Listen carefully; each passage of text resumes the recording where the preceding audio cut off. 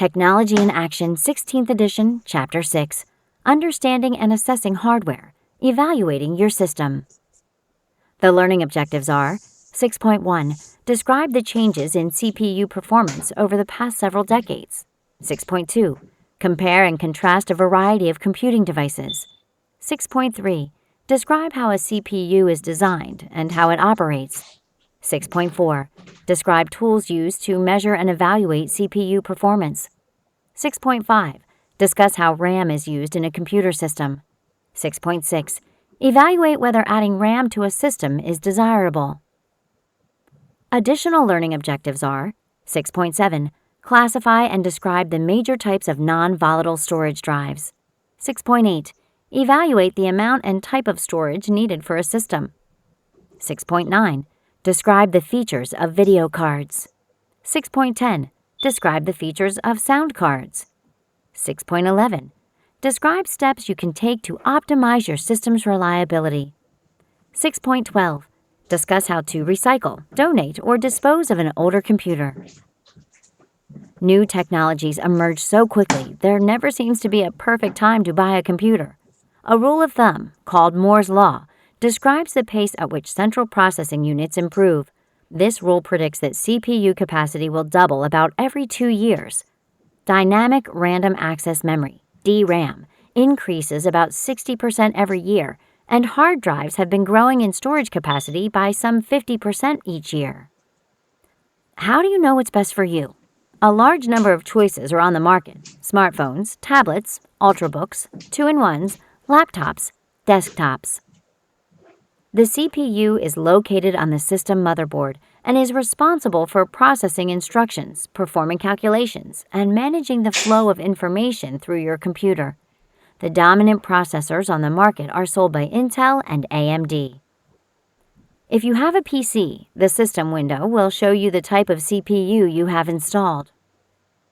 When the CPU performs a program instruction, it goes through the same steps. It fetches the required piece of data or instruction from RAM. It decodes the instruction into something the computer can understand. It executes the instruction. It stores the result to RAM before fetching the next instruction. This process is called a machine cycle. The CPU is composed of 2 units, the control unit and the arithmetic logic unit. A CPU's processing power is determined by clock speed, number of cores, parallel processing, amount of cache memory. The clock speed dictates how many instructions the CPU can process each second.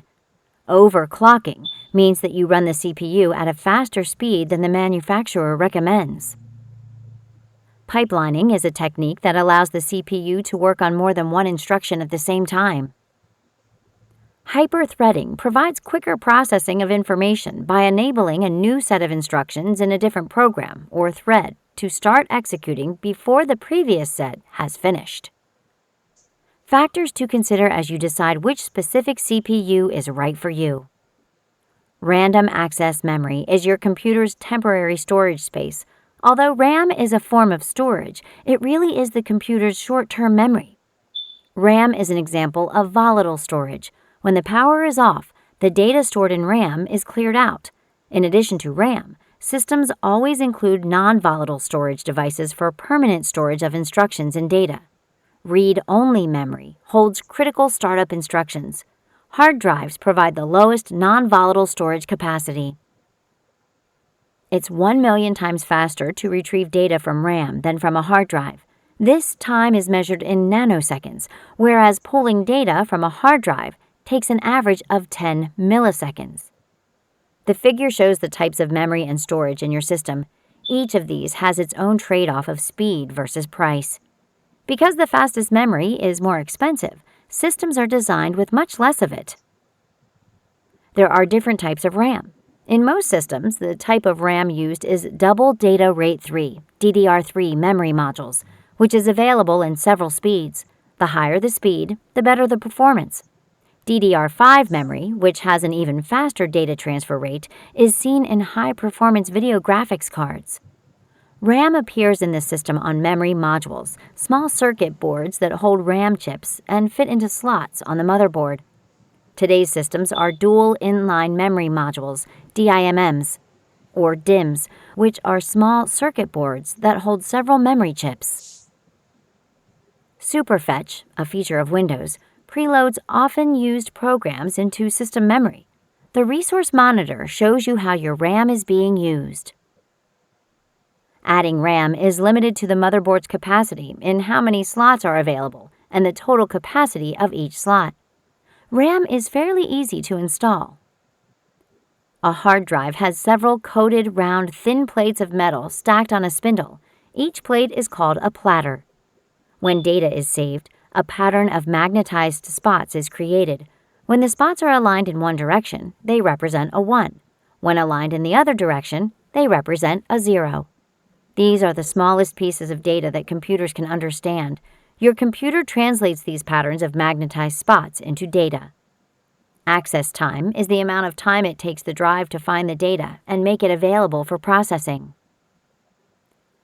A solid-state drive, SSD, uses electronic memory and has no mechanical motors or moving parts. Having no mechanical motors allows SSDs to offer incredibly fast access times. In addition, SSDs run with no noise, generate very little heat, and require very little power, making them a popular option in ultrabooks. The SSHD drive is a single unit that contains both an SSD and a mechanical hard drive. The table shows an example of storage calculation. A redundant array of independent disks, RAID, is a set of strategies for using more than one drive in a system. RAID 0 and RAID 1 are the most popular options for consumer machines. The figure summarizes the factors you should consider in evaluating your storage subsystem. The way video is displayed depends on two components, your video card and your monitor. Modern video cards let you connect video equipment using a number of different ports. HDMI ports for high-definition TVs, Blu-ray players, or gaming consoles. DVI ports for digital LCD monitors. DisplayPort adapters are a newer style of port that can connect to digital monitors or projectors. Video systems include their own RAM, called video memory. Information about your system's video card is found in the advanced display settings of the screen resolution window. Displaying graphics demands a lot of computational work from the CPU. Video cards come with their own graphics processing unit, GPU. The figure shows that the CPU can run much more efficiently when a GPU does all of the graphics computation. If you play games, music, and video, you might want to upgrade your speakers or sound card. 3D sound technology is better at convincing the human ear that sound is omnidirectional. Surround sound makes the listener experience sound as if it were coming from all directions. Dolby Digital 7.1 takes digital sound and reproduces it in 8 channels, 7 for the listening field, and the 8th for low-frequency sound, which is sent to a subwoofer. MIDI is an electronic standard that allows different kinds of electronic instruments to communicate with each other and with computers. There are several important issues to consider to increase your system's reliability. Install an antivirus program, install a spyware and adware program, clear out unnecessary files, run disk defragmenter, automate key utilities. If your system crashes, you might try System Restore, check amount of RAM, investigate any error codes, search with Google, consider a Windows reset. When considering an upgrade or buying a new system, consider these factors. Before you get rid of your computer, be sure to consider what benefit you might obtain by having 2 systems. Before throwing away a system, it is important to consider the environmental impact. Mercury in LCD screens and cadmium in batteries and circuit boards are all toxic. An old system could be donated to a nonprofit organization. Before donating or recycling a computer, make sure you carefully remove all data from your hard drive.